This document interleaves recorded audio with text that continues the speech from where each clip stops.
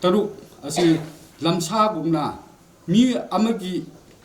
lo naidabida right laite haibu gumdana naharon gumna pharaga government asibu crime tawbani haibu gi moongda freely security khoina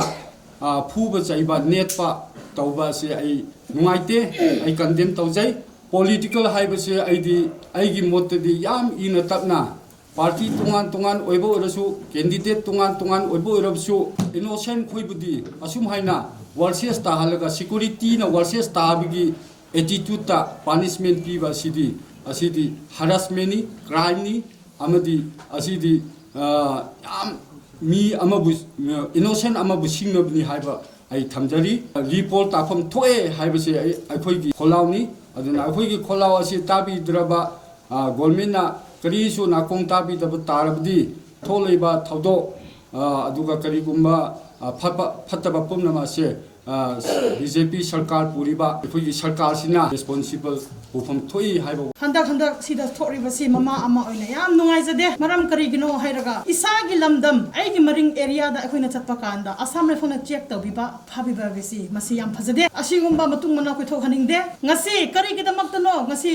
Masih thodok thori basi ai khoi ki right angang singbu magi thapom thapa full right pit bai maran na masi thodok ki thokibani aduna masi ki polling taruk ase akho report tawbiu haina ECI su phongdok chari yamna ai khoi ki dol sibu yamna aran da miyengda ubi base masi yam phajade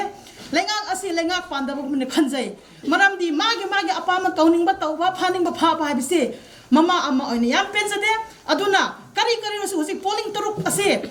saipol Kambang Kulen, Rilam Center, Konaitong, Machi, Saibol, Masisi, Mungnoring Pa, Masi, polling taruk asi. Aku mungkin reporter sing na magi right to vote asi pangdabagi damakta chauraga masi ballot box thugai khibini asi ballot box phajana thugai bisi laikhrabani